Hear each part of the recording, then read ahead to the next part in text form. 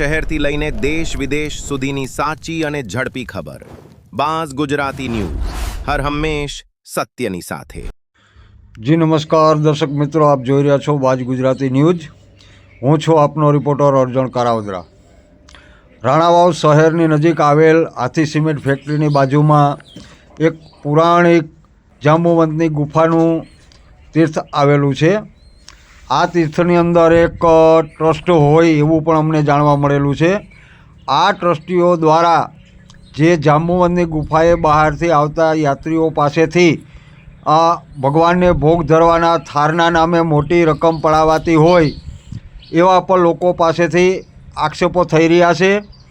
અને ટ્રસ્ટીઓ મોટી રકમ પડાવી અને ભગવાનને થાર ધરતા ન હોય, ખાલી યાત્રાળુ પાસેથી જ મોટી રકમ પડાવવામાં આવે છે, આવું લોકો પાસેથી જાણવા મળેલું છે. તો આમની વહેલામાં વહેલી તકે તપાસ થવી જોઈએ કે આ ટ્રસ્ટના કોણ ટ્રસ્ટીઓ છે, કોણ સંચાલન કરે છે અને કોણ આ મોટી રકમ ધર્મના નામે, આ ધર્મની જગ્યાના નામે પડાવે છે. અહીંયા એક મહાન સંત થઈ ગયા છે રામેશ્વર બાપુ, કે જેઓએ આ જગ્યાનો વિકાસ કરેલો છે. ખૂબ એની મોટી તપસ્યા હતી. આજે પણ તેમની ત્યાં સમાધિ, તેમનો ધૂણો છે.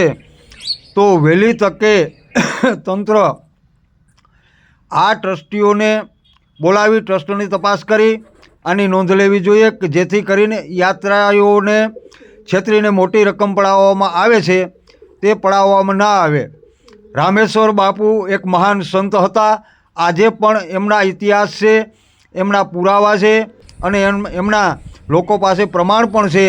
અને શ્રદ્ધા અને વિશ્વાસ રાણાવાવ તથા આજુબાજુની જનતાનો રામેશ્વર બાપુ ઉપર મોટા પ્રમાણમાં છે. અને બાપુની આજે પણ ચેતન સમાધિ ત્યાં છે જ.